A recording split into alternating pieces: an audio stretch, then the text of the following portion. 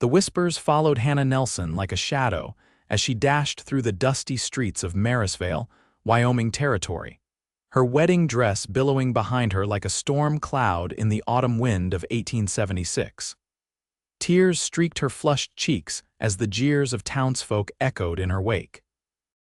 "There she goes, the coward bride," shouted Elmer Patterson from the doorway of his general store. "Too good for honest Walter Daniels, is she?" cackled Mrs. Holloway, her knitting needles clicking furiously as she rocked on her porch. Hannah clutched the fabric of her dress higher, her boots kicking up dust as she fled toward the edge of town.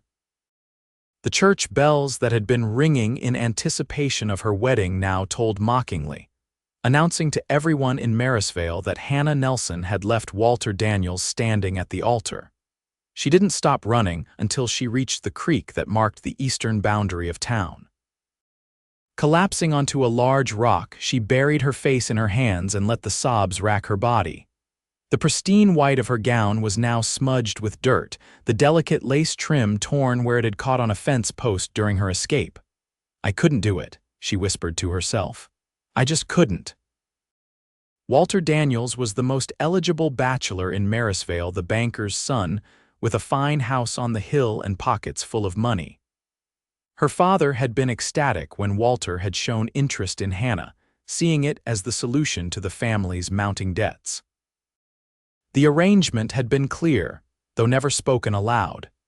Hannah's hand in marriage in exchange for forgiveness of her father's loans. But standing there in the church vestibule, peering through a crack in the door at Walter's smug face as he greeted the guests, Hannah had felt something inside her break. The thought of being bound forever to a man who viewed her as nothing more than a possession had been too much to bear. "Miss Nelson," the deep voice startled Hannah from her thoughts. She looked up to see Isaac Parker standing a few yards away, his tall frame silhouetted against the setting sun. With his worn leather vest and dusty boots, he was the very picture of a frontier cowboy. "Mr. Parker," she said, hastily wiping tears from her face. "I wasn't expecting anyone to follow me, except perhaps an angry mob." A small smile tugged at the corner of Isaac's mouth.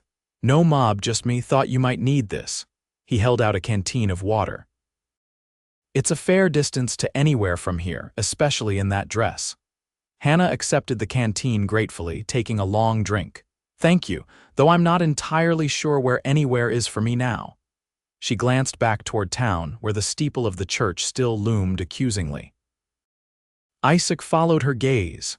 "I reckon Marysvale isn't going to be too welcoming for a while. That's putting it mildly." Hannah sighed. "I've disgraced my family, insulted the Daniels, and scandalized the whole town. I doubt they'll ever let me forget it." "Perhaps not," Isaac agreed, settling down on a nearby rock.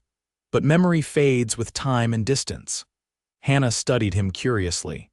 Isaac Parker had arrived in Marysvale about 2 years ago, taking work at the Henderson Ranch outside town.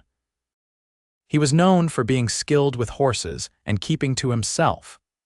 Women whispered about his handsome features, the strong jawline partially hidden beneath a neatly trimmed beard, the piercing blue eyes that seemed to see more than most. But he rarely attended socials and had never shown particular interest in any of the eligible young ladies. "What are you suggesting, Mr. Parker?" "I'm heading north to my brother's place near Sheridan. It's a 3-day ride." "You're welcome to accompany me that far if you'd like to put some distance between yourself and today's events." Hannah's eyes widened. "You're offering to help me run away. I'm offering you safe passage to somewhere new," he corrected. "What you do from there is entirely your decision." "Why would you do that for me?" Hannah asked, suspicious of his motives. "We've hardly spoken 2 words to each other before today." Isaac looked out across the creek, his expression unreadable. "Let's just say I understand what it's like to need a fresh start." Hannah considered his offer. Returning to town meant facing her father's disappointment, Walter's humiliation, and the town's judgment. The alternative was the unknown, accompanied by a man she barely knew. "I have nothing with me," she said finally. "No clothes, no money." "I have supplies enough for 2, Isaac replied. And my brother's wife is about your size. She can lend you some proper attire when we arrive." Hannah took a deep breath. "When would we leave?" "Now would be best," Isaac said, standing, "before they organize a search party." Hannah rose shakily from the rock, smoothing down her ruined dress. "I don't even have a horse. You can ride with me until we're far enough away to make camp. I know a place we can get you a mount tomorrow." The reality of what she was contemplating hit Hannah suddenly. She was about to leave behind everything she'd ever known, her family, her home, her entire life in Marysvale, to flee with a cowboy she hardly knew. "Mr. Parker," she said hesitantly, "I appreciate your offer, but how do I know I can trust you?" Isaac's blue eyes met hers directly. "You don't. But ask yourself this: do you trust what awaits you back in town more?" Hannah glanced once more toward Marysvale, where the windows were beginning to glow with lamplight as evening approached. The answer was clear. "Let's go," she said. Isaac led her to where his horse, a strong chestnut gelding, was tethered among the trees. With surprising gentleness, he helped Hannah mount, then swung up behind her. "Hold tight," he instructed, reaching around her to take the reins. As they rode away from Marysvale, Hannah didn't look back. The warmth of Isaac's chest against her back and the steady rhythm of the horse beneath them carried her forward into an uncertain future that somehow felt more promising than the one she'd just escaped. By nightfall, they had traveled far enough that Isaac deemed it safe to make camp in a small clearing beside a stream. Hannah watched in silence as he efficiently unloaded his saddlebags, built a fire, and prepared a simple meal of beans and jerky. "It's not much," he apologized, handing her a tin plate. "It's perfect," Hannah replied, suddenly realizing how hungry she was. "Thank you." As they ate, Isaac explained his plan. They would ride to a small homestead belonging to a friend tomorrow where they could acquire a horse for Hannah. From there, they would continue north toward Sheridan, keeping to less traveled trails to avoid anyone who might be looking for Hannah. "You think they'll come after me?" she asked, staring into the flames. "Walter Daniels isn't the type to let a blow to his pride go unanswered," Isaac said carefully. "And your father has his reputation to consider." Hannah nodded, her stomach tightening at the thought. "I never meant to hurt anyone. I just couldn't marry him. Every time he looked at me, it was like he was assessing the value of livestock." Isaac's expression softened. "Why did you agree to the engagement in the first place?" Hannah poked at the fire with a stick. "My father's farm hasn't been doing well. The last 3 seasons brought too little rain, and he borrowed heavily from Walter's father. When Walter started calling on me, my parents were overjoyed." She sighed. "I tried to convince myself it was the right thing to do, that I could learn to be content. Until today," Isaac said. "Until today," she agreed. "When I saw him standing there, all I could think was that I was selling my entire life for my father's debts, and I just ran." Isaac was quiet for a long moment. "There are worse reasons to run," he said finally. "What was yours?" Hannah asked, then immediately regretted her boldness. "I'm sorry, that was too personal." "No, it's a fair question." Isaac set his empty plate aside. "I used to ride with a cattle outfit in Texas. There was a dispute over grazing rights that turned ugly. Men died. I didn't pull the trigger, but I was there, and that was enough for some to want vengeance." Hannah studied his face in the firelight. "Are you still running from that?" "Not exactly," he said. "The men who wanted me dead are themselves dead or imprisoned now, but the reputation followed me. It's hard to build something new when everyone knows you as the cowboy who rode with killers." "Is that why you came to Marysvale? For a fresh start?" Isaac nodded. 2 years of keeping my head down, working hard, saving what I could. I was planning to head north anyway. My brother's got land he can't manage alone since his accident." The fire crackled between them, sending sparks up into the night sky. Hannah drew her knees to her chest, suddenly overwhelmed by the enormity of her decision. "I have no idea what I'll do when we reach Sheridan," she confessed. "I've never been anywhere but Marysvale. I don't have any skills except cooking and sewing." "Those are valuable skills on the frontier," Isaac assured her, "and Sheridan is growing."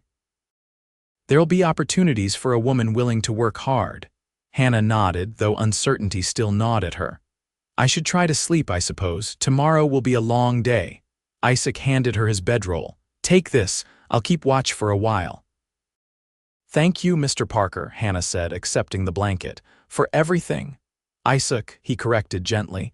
If we're going to be traveling together, you might as well use my given name. Isaac, she repeated, the name feeling strange on her tongue. Then you must call me Hannah.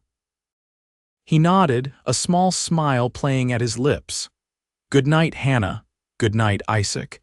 As Hannah settled into the bedroll, the events of the day caught up with her.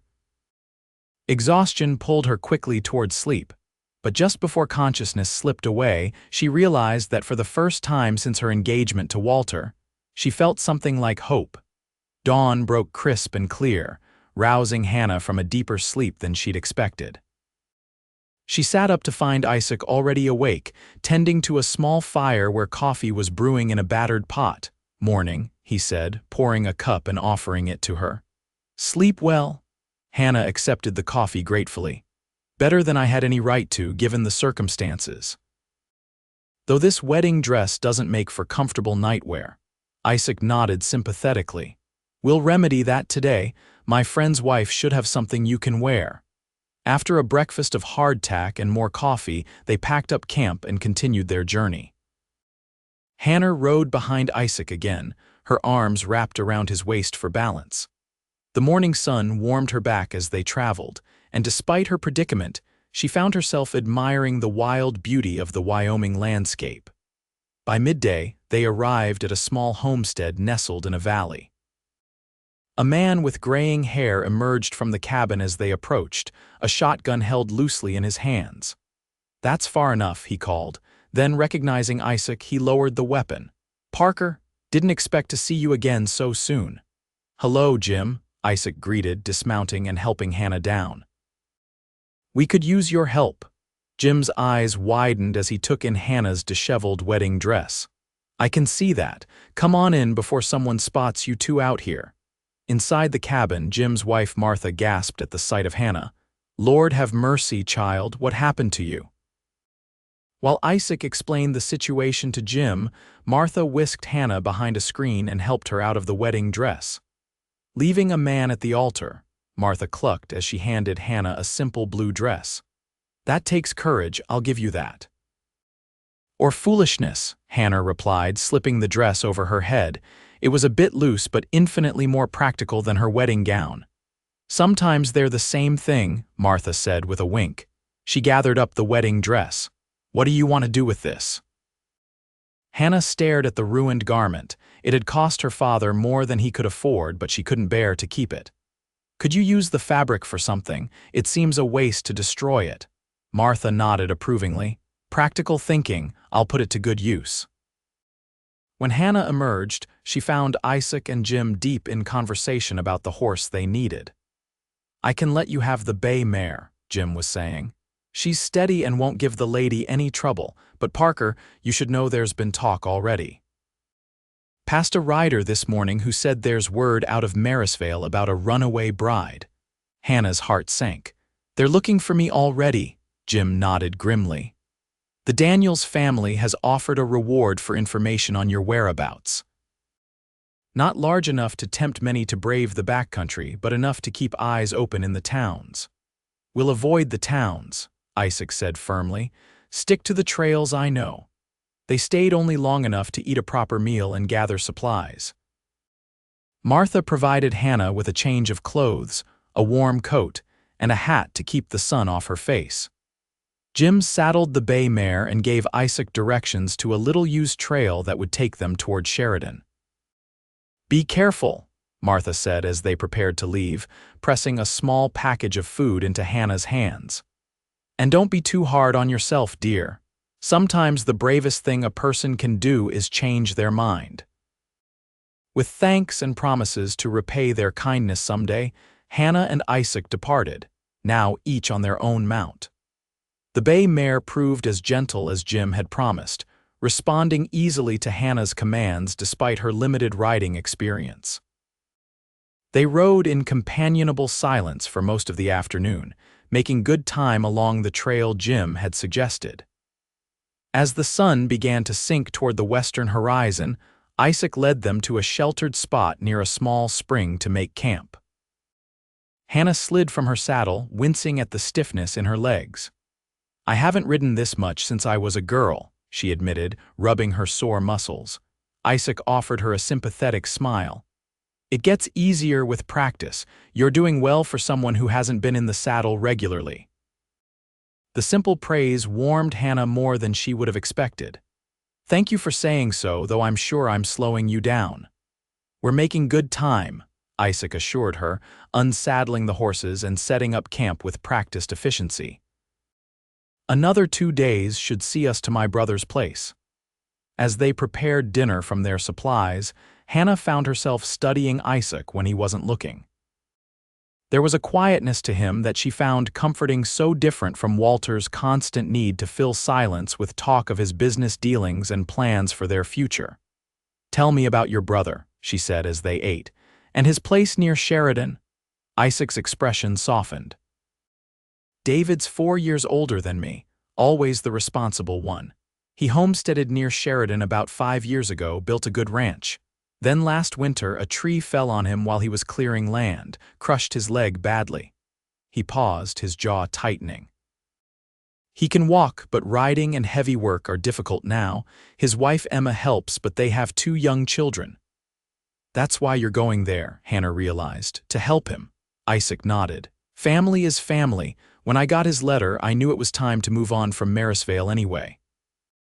"What will you do there?" Hannah asked, genuinely interested. "Whatever's needed. Help with the cattle, finish building the new barn, break horses." He shrugged. "I'm good with my hands." Hannah had noticed those hands strong and calloused from work, yet gentle when helping her mount or passing her food. They were nothing like Walter's soft, manicured fingers that had always felt slightly damp when he took her arm. "And what about you?" Isaac asked, interrupting her thoughts. "What will you do in Sheridan?" Hannah sighed. "I'm not sure yet. In Marysvale, I helped my mother with her seamstress work. I'm quite good with a needle. Perhaps I could find similar work." "Emma might know of opportunities," Isaac offered, "or there's always the possibility of teaching. New settlements are always in need of school teachers." Hannah brightened at the suggestion. "I've always loved books. My mother taught me to read when I was very young." Then her face fell. "But I don't have any formal training as a teacher." "Out here, being able to read, write, and figure is qualification enough in most places," Isaac said. "Something to consider, at least." As darkness fell, they banked the fire and prepared to sleep. This time, Isaac had arranged 2 separate bedrolls, giving Hannah her privacy while still remaining close enough to protect her if needed. "Isaac," Hannah said as she settled into her blankets, "may I ask you something?" "Of course." "Why did you really help me?" "You could have simply ridden past when you saw me by the creek." In the dim glow of the embers, she saw him consider his answer carefully. "When I first came to Marysvale," he said finally, "I kept to myself, but I watched. I saw how Walter Daniels treated people like they were beneath him.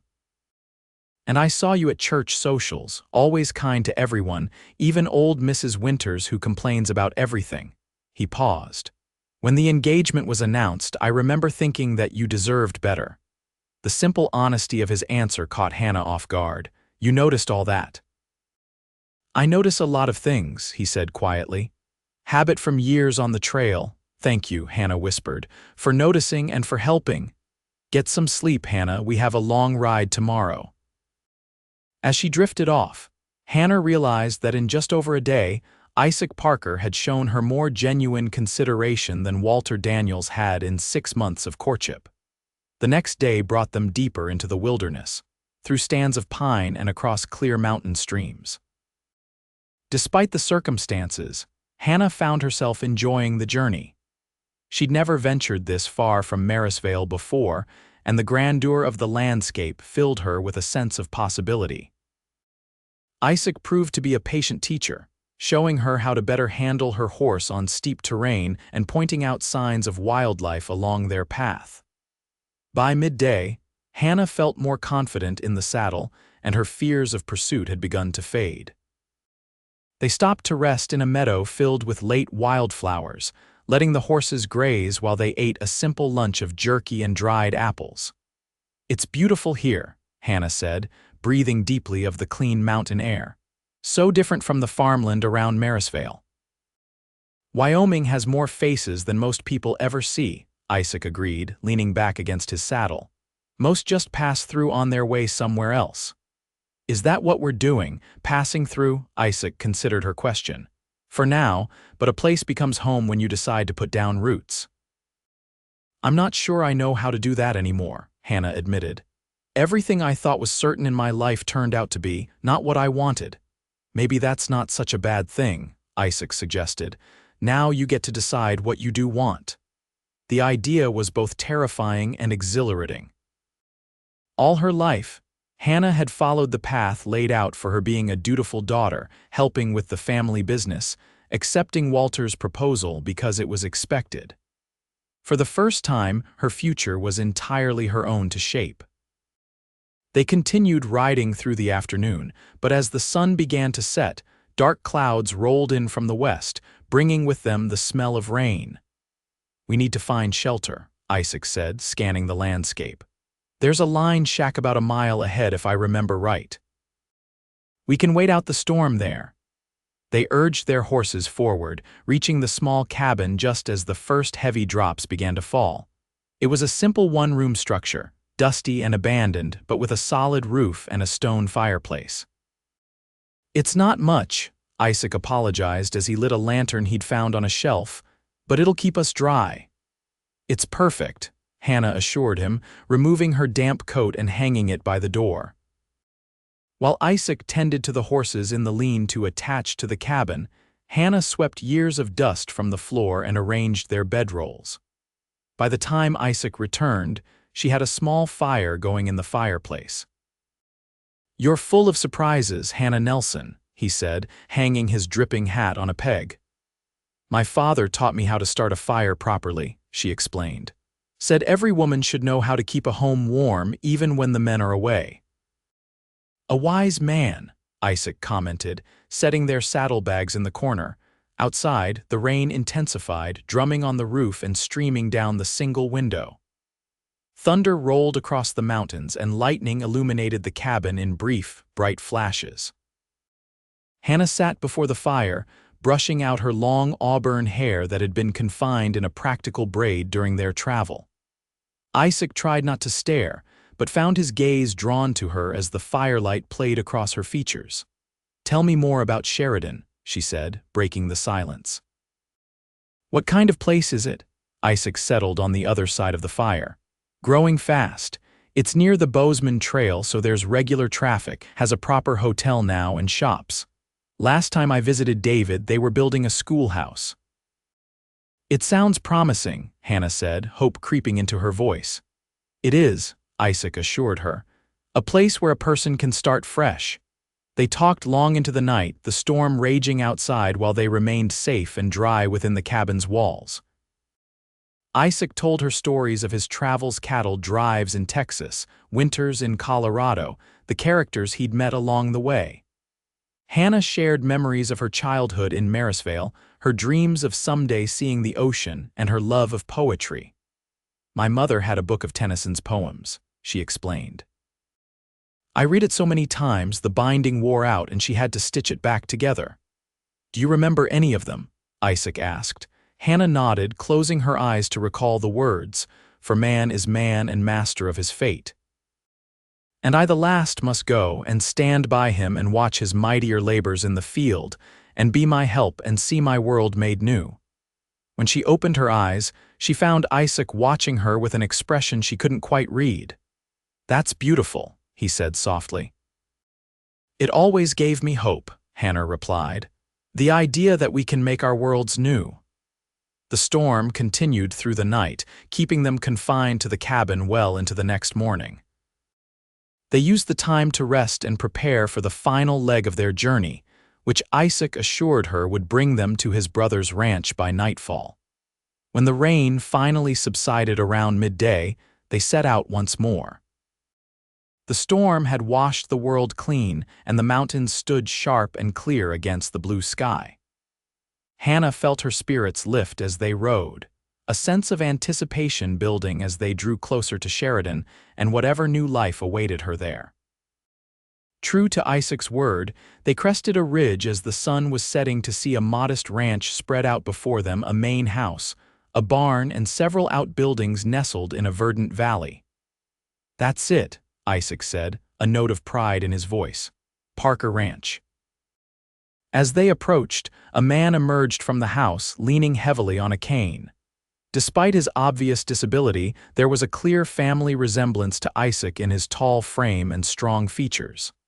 "Isaac," he called out, waving with his free hand. "About time you showed up." Behind him appeared a woman with 2 children clinging to her skirts, all of them smiling broadly at the sight of Isaac. Isaac dismounted quickly and strode forward to embrace his brother. "David, looking stronger than I expected." David Parker laughed, clapping Isaac on the shoulder. "Takes more than a tree to keep me down." His gaze shifted curiously to Hannah, who was still mounted on the bay mare. Isaac turned and helped Hannah dismount, his hands lingering briefly at her waist before he led her forward. "David, Emma, this is Hannah Nelson," he said. "She's traveling with me from Marysvale." If David was surprised by the unexpected guest, he hid it well. "Any friend of Isaac's is welcome at our table," he said warmly, extending his hand. Emma stepped forward, her expression kind. "You must be exhausted from the journey. Come inside and we'll get you settled." Hannah was overwhelmed by the welcome, having expected questions or suspicion. As Emma led her into the house, the children trailing behind with curious looks, Hannah felt a weight begin to lift from her shoulders. The Parker home was modest but comfortable, filled with handmade furniture and touches that spoke of a loving family life.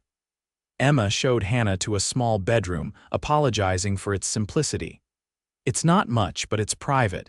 You can stay as long as you need to get your bearings." "Thank you," Hannah said, emotion thickening her voice. "I don't know how I can repay such kindness." Emma waved away her concerns. "Isaac's letter explained enough. We all deserve a second chance, don't we?" She patted Hannah's hand. "Rest now, supper will be ready soon." Left alone, Hannah sat on the edge of the bed and finally allowed herself to believe that she had truly escaped. She was hundreds of miles from Marysvale, from Walter Daniels, from the life that had been planned for her without her consent. Supper that evening was a joyous affair, with David peppering Isaac with questions about his journey and the children Thomas, age 7, and Rebecca, age 5, vying for their uncle's attention. Through it all, Hannah watched Isaac transform from the quiet, reserved man of the trail to a warm, engaging presence who delighted in his niece and nephew's antics. After the children were put to bed, the adults sat around the table with coffee, and Isaac explained Hannah's situation more fully. "So you left Walter Daniels standing at the altar," David said when Isaac finished, a note of admiration in his voice. "Can't say I blame you. Men who buy their brides rather than earn their affection rarely make good husbands." "David," Emma admonished gently, though her eyes were sympathetic as they met Hannah's. "It's all right," Hannah assured her. "That's exactly what it was, a transaction." "Well, you're safe here," Emma said firmly, "and Isaac was right to bring you. Sheridan is growing quickly and there are opportunities for a young woman with skills." "Isaac mentioned they're building a school," Hannah ventured. "I've always loved books and learning." David nodded enthusiastically. "They're desperate for a teacher. The last one left to get married in Montana." "Do you think they would consider someone without formal training?" Hannah asked. "If you can read, write, and manage a room full of children, they'll likely be grateful," Emma assured her. "I can introduce you to Mrs. Hartwick on the town council when you're ready." Hope bloomed in Hannah's chest. Perhaps her impulsive flight from Marysvale would lead to something meaningful after all. Later, as the household settled for the night, Hannah found Isaac on the porch, staring out at the star-filled sky. "Your family is wonderful," she said, joining him at the railing. "They are," he agreed. "I should have come sooner after David's accident." You're here now, Hannah pointed out. That's what matters. They stood in comfortable silence for a moment before Hannah spoke again. Thank you, Isaac. For everything. I don't know what would have happened if you hadn't found me by that creek. Isaac turned to face her, his expression serious in the moonlight. You would have found another way. You're stronger than you give yourself credit for, Hannah Nelson. Perhaps, she conceded. But I'm glad it was your way. Something shifted in Isaac's gaze, a warmth that hadn't been there before. So am I. The days that followed fell into a gentle rhythm.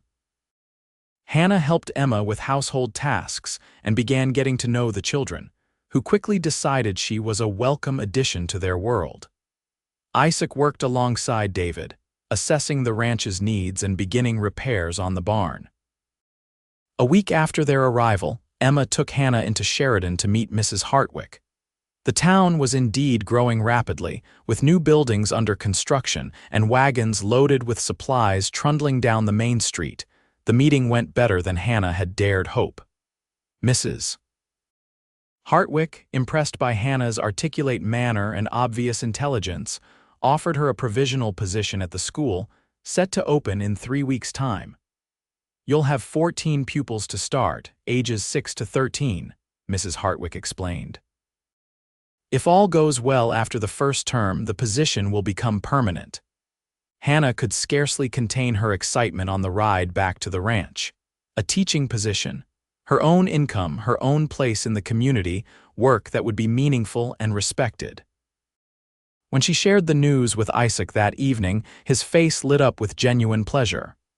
I knew you'd impress them, he said, his voice warm with pride. Sheridan's children are lucky to have you as their teacher. The weeks passed in a blur of preparation.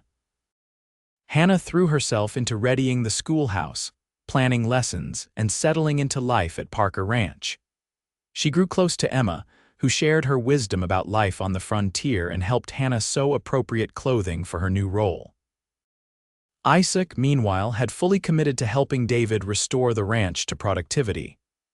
The brothers worked from dawn until dusk, repairing fences, tending cattle, and completing the half-finished barn. Hannah often watched them from the window as she helped Emma prepare meals, noting how natural Isaac seemed here, how at home. She hadn't expected to feel the same. Yet each day, the weight of her past lifted a little more. The fears that had haunted her of pursuit, of judgment, of an uncertain future gradually receded as she built a new life among people who accepted her for who she was, not what she could provide them. And then there was Isaac. Their friendship deepened with each passing day, built on shared experiences and mutual respect. Hannah found herself looking forward to evenings on the porch, when they would talk about their days or sometimes just sit in companionable silence, watching the sunset. She was falling in love with him. The realization didn't come as a sudden epiphany, but as a quiet acknowledgement of what her heart already knew. Isaac Parker was everything Walter Daniels had not been: kind, considerate, respectful of her independence. He saw her as an equal, not a possession. But Hannah kept these feelings to herself, uncertain of Isaac's heart and unwilling to complicate the new life she was building. If friendship was all they were to share, it would be enough. It had to be.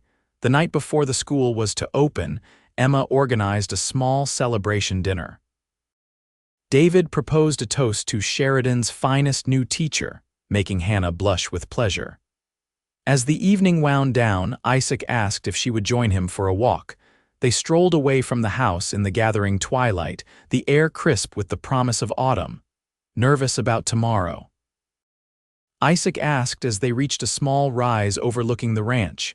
Terrified, Hannah admitted with a laugh. But excited too. It feels right somehow. You'll be wonderful, Isaac assured her. Those children don't know how fortunate they are. Hannah smiled up at him, touched by his confidence in her. What about you? Are you happy here, Isaac? He nodded, surveying the land spread before them. More than I expected to be. David needs me in this place. It feels like somewhere I could stay. I'm glad, Hannah said softly. You deserve to find peace. Isaac turned to face her, his expression suddenly serious. Hannah, there's something I need to tell you, her heart quickened. Yes, A rider came through yesterday with news from Marysvale. Hannah's stomach clenched with dread. What kind of news? Walter Daniels has married Josephine Taylor, Isaac said gently. Apparently the engagement was announced just 2 weeks after you left. Hannah blinked, processing this information. Josephine Taylor had always made her interest in Walter known, despite his engagement to Hannah. Rather than feeling hurt, Hannah was surprised to feel only relief. Good, she said finally. I hope they'll be very happy together. Isaac studied her face carefully. You truly mean that? I do, Hannah assured him. Walter and I would never have made each other happy. We wanted different things from life, from marriage. She took a deep breath. My only regret is the manner of my leaving. I wish I'd had the courage to speak the truth before it went so far. Sometimes we only find our courage when our backs are against the wall, Isaac said. He hesitated, then added, There's more. The rider said the talk in Marysvale has died down. Your father paid Walter's family what he owed, and with Walter newly married, there's no search for you anymore. Hannah felt the last of her burden lift.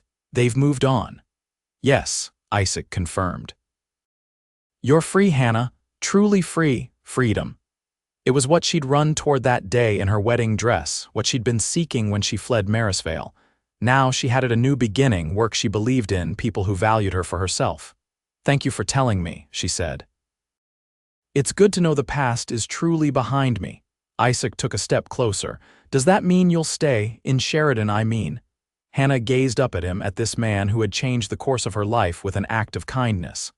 I'd like to, she said softly. Very much. Something in Isaac's expression shifted, his eyes warming as they held hers. I'm glad, he said, his voice low, because I can't imagine this place without you now. Hannah's heart thundered in her chest. Isaac. He reached for her hand, his touch gentle as he entwined his fingers with hers. When I found you by that creek, I thought I was just helping someone in need. I never expected. He paused, seeming to search for the right words. I never expected you, Hannah Nelson. What do you mean? She asked, barely breathing. I mean that somewhere between Marysvale and here, I fell in love with you, Isaac said simply. Your courage, your kindness, your determination to build a new life, everything about you. And I know it's too soon, and you have your teaching position to consider, but I wanted you to know that when you're ready, if you're ever ready, I'll be here. Joy bloomed in Hannah's chest, so intense it brought tears to her eyes. Oh, Isaac, she whispered. I've been falling in love with you since the day you offered me water and hope when I had neither. Isaac's face lit with wonder. Slowly, giving her every chance to pull away, he leaned down and pressed his lips to hers in a gentle kiss. Hannah responded with all the emotion she'd kept guarded, her hands reaching up to frame his face as the kiss deepened. When they finally parted, Isaac rested his forehead against hers. I don't want to rush you, he murmured. You've only just found your freedom. Some choices don't limit freedom, Hannah replied. They expand it. She smiled up at him. Besides, I'm not going anywhere. We have time. Isaac nodded, his eyes filled with promise. All the time we need. Hand in hand, they walked back toward the house, where lights glowed warmly in the windows and the future stretched out before them, full of possibility. 3 months later, a letter arrived at Parker Ranch from Marysvale. Hannah recognized her mother's handwriting and opened it with trembling fingers, Isaac at her side for support. The contents were unexpected, not condemnation, but concern and eventually understanding. Her parents had worried for her safety, but were relieved to learn she was well and building a new life. They missed her, but respected her choice. It was the last tie binding Hannah to her past, now transformed into something that could become part of her future. The school term had been a success, with Hannah proving herself a capable and beloved teacher. Her position was made permanent, giving her the independence she had craved. Yet each evening she returned to Parker Ranch, to the family that had embraced her and the man who loved her. When spring came, Hannah Nelson became Hannah Parker in a simple ceremony beside the creek on the ranch property. There were no expensive gowns or elaborate arrangements, just honest vows spoken between two people who had found in each other exactly what they needed. Years later, when travelers passed through Marysvale, they sometimes heard the story of the runaway bride who had scandalized the town. But the story had evolved. Now they told of how the quiet cowboy had returned months later, not to cause trouble but to make peace with Hannah's family, his wife's hand firmly in his as they rode down the main street together. The town that had once mocked Hannah Nelson's courage now spoke of it with something like respect. And in Sheridan, where Hannah taught generations of children and helped Isaac build Parker Ranch into one of the finest in the territory, they told a different story altogether, one of love found unexpectedly, and a life built together, choice by choice, day by day.